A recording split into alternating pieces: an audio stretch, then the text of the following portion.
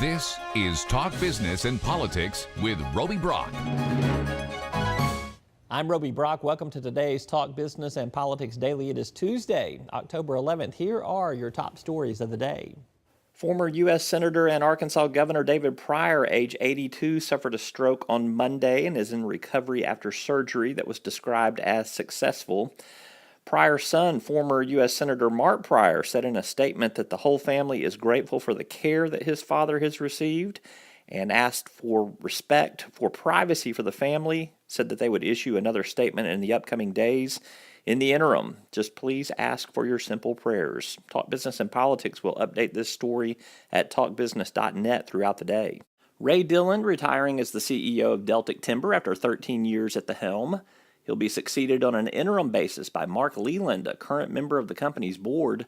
The transition of roles and responsibilities will begin immediately as a national search for Dillon's permanent replacement launches. Bank of the Ozarks reports record earnings of $76 million, a 64% increase over a year ago. Bank of the Ozarks also completed 2 acquisitions in its most recent quarter. Industrial giant GE announced it will purchase Danish wind turbine maker LM Wind Power for $1.65 billion. LM Wind operates a scaled-down wind turbine manufacturing facility at the Little Rock Port, where the company's payroll has ranged from 100 workers to more than 500. Natural gas has overtaken coal as the nation's major source of energy for power generation. That has led to the prediction that U.S. residential electricity prices in 2016 could decline for the first time in nearly 15 years. You can keep up with our daily headlines each and every day at talkbusiness.net. When we return, a portion of my conversation with Jonathan Martin of the New York Times. What's his take on the control of Congress? Also, John Burris and Senator Joyce Elliott discuss the civil war going on in the GOP. And Michael Tilley gives us a read on the Northwest Arkansas economy. We're back after this. First Security is here. Only here. So that means we're here, here, and here. Even here. And definitely here. Because here is where we want to be for you. First Security Bank, only in Arkansas. At Deltic Timber Corporation, we believe in the responsible creation of communities, in the development of neighborhoods that bring convenience and comfort to life, while respecting the beauty and delicacy of nature. Like the harmonious balance of environment and expansion found in the thriving communities of Chenal Valley and Chenal Downs in Little Rock and Red Oak Ridge in Hot Springs. Because the best communities in the natural state are the ones that help keep it that way. Well, about an hour before the bombshell release of the graphic Donald Trump Access Hollywood video, I sat down with Jonathan Martin. He is a national political correspondent for the New York Times. We discussed a variety of issues tied to the presidential campaign that, despite the epic news caused by that video, are still very relevant, including who might control Congress after this November's elections. Let's talk about your most recent piece about the control of Congress. What do you think is going to happen? The Republicans hold the House, but they lose some seats. Democrats 50-50 in the Senate? That's about a fair assessment. I think there not a lot of Democrats right now believe that they can get the House back, but certainly they can make gains.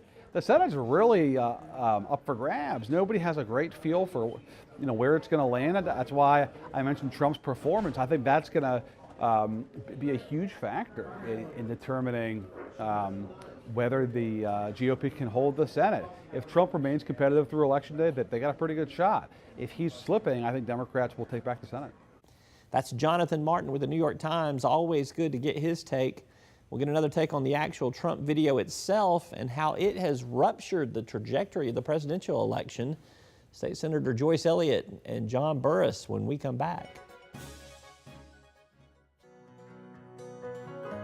Each day, the promise of our nation begins again. Arkansas and America moving forward. I help make that promise a reality. It's not for everyone, but people everywhere depend on us. Oh, I love you too, sweetie. Trucking delivers, or everything stops. And that's what drives me. I did.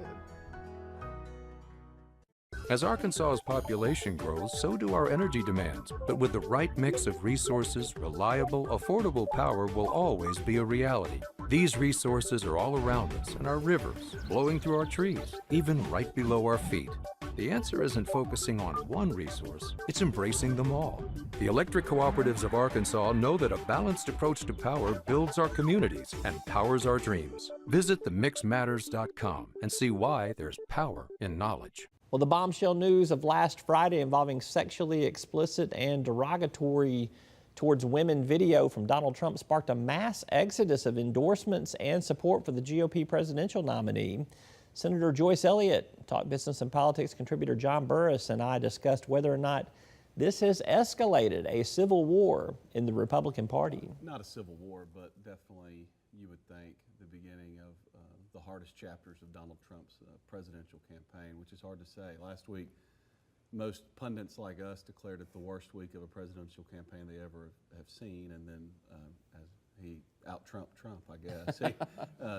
This coming week seems like it's going to be even worse, and he deserves it. I mean, he's a terrible candidate, and he has been from the beginning.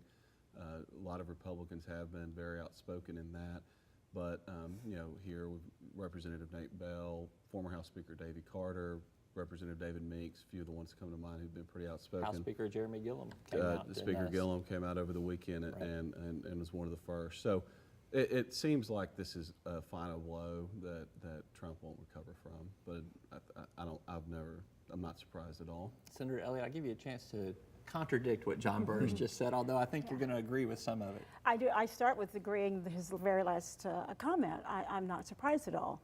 What does surprise me to some extent is the length of time it's taken for people to decide to speak up about Donald Trump. Because most of us have been living through just a litany of insults to all kinds of groups of people.